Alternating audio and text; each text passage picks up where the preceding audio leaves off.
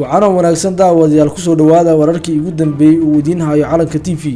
qodobada aad ku daawan doontaan waxaa ka mid ah madaxweyne Farmaajo oo gul siyaasadeed ka helay dagaalkii Roble, sidoo kalena cadeeyay qorshaha xilka qaadista ra'iisul wasaare Roble iyo ra'iisul wasaaraha Jamhuuriyadda Federaalka ah Soomaaliya oo ka walwalsan halka uu ku dambeyn doono haddii xilka laga qaado. maxaa ka jira in golaha wasiirada inta u badan ay aadeen garabka madaxweyne Farmaajo ee ra'iisul wasaare Roble oo xabsi guri ku jira isagoo sida la sheegay qorkiisa warqad ka soo tuuraya. madaxweynaha Koonfurka Beed Lafta Gareen oo si cad ula saftay madaxweyne Farmaajo kana hor yimid go'aankii uu ku baaqay ra'iisul wasaare Roble. muxuu yahay qorshaha qoorqoor iyo kaalin siyaasadeedka uu la ciyaari doono dagaalka kala dhaxeeya madaxweyne Farmaajo iyo ra'iisul wasaare Roble.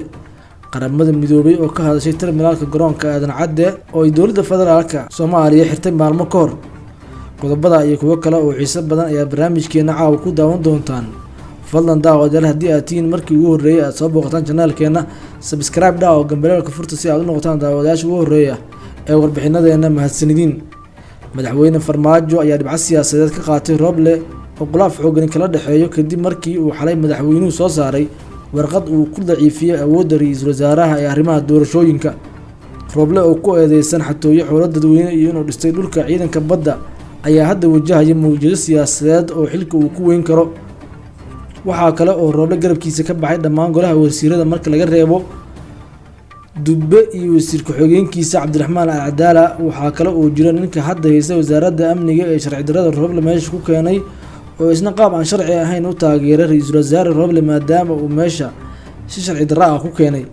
dhinaca kale Roble ayaa warqado uu u diray beesha caalamka waayay cid kasoo jawaab celisa maadaama uu madaxweyne Farmaajo reer galbeedka ku amray inaan wax faragelin ah lagu sameyn arrimaha gudaha Soomaaliya.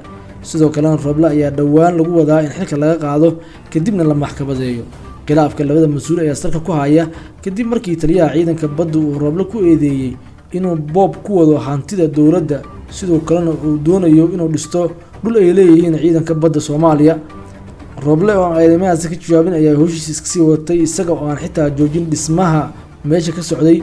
sidaa darteed wasiirka gaashaandhigga iyo taliyaha ciidanka xoogga dalka Soomaaliya Generaal Odowa ayaa soo saaray warqad lagu baarayo dhibaanshiyaha hadalka sargaalka. haddii ay sax noqotona ra'iisul wasaare Roble xilka laga qaadi doono lana maxkamadeeyo. haddaba Roble ayaa isku dayay inuu soo cusbooneysiiyo kiiska Ikraan Tahliil ee maxkamaddu xalisay isaguna ku raacay si loo damiyo kiiska hadda ku furan, balse waxaa la sheegay in waalidiinta Ikraan Tahliil u sheegeen inay ku qanceen go'aanka maxkamaddu soo saartay, diyaarna u ahayn in dagaal siyaasadeed lagu galo. haddaba intaas oo guuldarro ah kadib madaxweyne Farmaajo ayaa ka qaaday awooddii ka shaqeynta arrimaha doorashooyinka iyo amniga.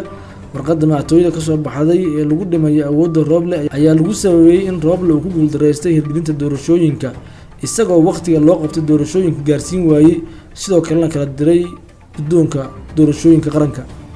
Roble tan iyo intii uu mas'uulka ka ahaa arrimaha doorashooyinka waxa uu dhowr mar ku guuldareystay in doorashada waqtigeeda la qabto ama uu ku dhameeyo. 26 bishan oo maanta ahayd ayaa loo balansanaa in xildhibaanka ugu dambeeyay oo golaha shacabka la doorto, balse waxa kaliya ee dooran ayaa ah 24 xildhibaan. sidaan wararka ku helaynay madaxweyne Farmaajo wuxuu u diyaarinayaa qorshe uu xilka uga qaadayo ra'iisul wasaare Roble loona maxkamadeyn lahaa maadaama shacabka Soomaaliyeed ay madaxweyne Farmaajo ku barteen isla xisaabtan iyo la dagaalanka musuqmaasuqa. madaxweyne Farmaajo waxaa lagu xasuustaa oo aan hortiisa dhicin in maayir dekedeed ama gudoomiye degme midna aan weli maxkamad la geyn weliba musuqmaasuq ay sameeyeen. balse 5 sano ee tirada hayay madaxweyne Farmaajo waxaa dhacday gudoomiyaasha degmada Yaaqshiid iyo Shibis iyo mas'uuliyiin ka tirsan booliska Soomaaliya, maariyaha dekedda Muqdisho iyo agaasimayaal wasaaradeed sida wasaaradda caafimaadka oo musuqmaasuq baasan ka dhacay waqtigii Koronaha ayaa sanado lagu xukumay musuqmaasuq iyo xatooyo xoolo dadweyne ay sameeyeen daraadeed. shacabka Soomaaliyeed waxay sugayaan sida uu madaxweyne Farmaajo ka yeeli doono Roble haddii uu xilka ka qaado, maxkamadeed doonaa mise wuu sii dayn doonaa. sidoo kale waxa ay caqabad weyn isla xisaabtan sugayaan wasiir ku-xigeenka wasaaradda warfaafinta Al-Cadaala oo TV-ga qaranka nidaamkii loo dhisay jihada ka lumiyay oo qaab siyaasadeed u isticmaalay. madaxweyne Farmaajo xilligii uu ahaa ra'iisul wasaaraha waxa uu ahaa shakhsigii dhisay idaacadda iyo TV-ga qaranka, balse hadda loo diiday in warbixinta madaxweynaha laga sii daayo. haddaba madaxweyne Farmaajo ayaa ku baaqay madal looga arinsanayo arrimaha doorashooyinka qaranka isaga oo haysta maamulada iyo golaha wasiirada ugu badan. madashaas ayaana ka hor la rajeynayaa in la dhiso ra-iisul wasaare cusub oo hogaamiya arrimaha doorashooyinka qaranka oo hadda meel xasaasi ah maraya. dhinaca kalena madaxweynaha koonfur galbeed cabdicasiis lafta gareen ayaa si cad ula saftay madaxweynaha jamhuuriyadda federaalk ah ee Soomaaliya Maxamed Cabdullaahi Farmaajo oo dagaal siyaasadeed kala dhexeeya ra-iisul wasaaraha jamhuuriyadda federaalk ah ee Soomaaliya Maxamed Xuseen Roble. lafta gareen ayaa sheegay in koonfur galbeed aysan ka qaybgeli doonin shirka uu ku baaqay ra-iisul wasaare Maxamed Xuseen Roble, balse diyaar ay u yihiin ka qaybgalka shirka uu ku baaqay madaxweyne Farmaajo. madaxweynaha dowlad goboleedka koonfur galbeed Soomaaliya mudane cabdicasiis maxamed lafta gareen wuxuu cadeynayaa inuusan kasoo qaybgeli doonin shirka uu iclaamiyey ra-iisul wasaaraha jamhuuriyadda federaalk ee Soomaaliya Maxamed Xuseen Roble. go-aankan wuxuu ka dhashay kadib markii lagu xadgudbay madax banaanida guddiga xalinta khilaafaadka oo 7 xubnood laga saaray iyo guddiga hirgelinta doorashooyinka heer federaal oo shalay la kala qaybiyey.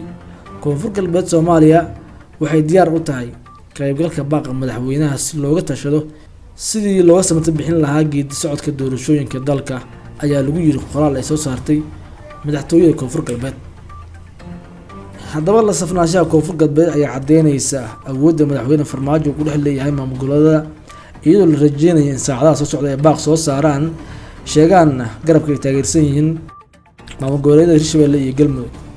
haddaba haddii ay baaqaasi soo saaraan waxaa cadaan doonta in shirka uu qaban doono madaxweyne Farmaajo maadaama uu haysto maamul goboleedyada ugu badnaa, wasiirada ugu badnaa iyo beesha caalamka oo sida la sheegay hadda garab taagan madaxweynaha jamhuuriyadda federaalk ee Soomaaliya. maadaama madaxweyne Farmaajo uu reer galbeedka meel iskaga soo xiray, waxay ku qasban yihiin inay ka dambeeyaan ama raacaan baaqa madaxweynaha, maadaama madaxweyne Farmaajo uu yahay madaxweynaha dastuuriga ah ee jamhuuriyadda federaalk ee Soomaaliya. halka ayuu noogu yahay qodobareedkeennii caawa. fadlan daawade haddii ay tahay markii koowaad aad soo boqoto channelkeena, subscribe dheh, furo gambalyeegsa aad u noqoto daawadaha koowaad ee barnaamijyadeena. mahadsanid.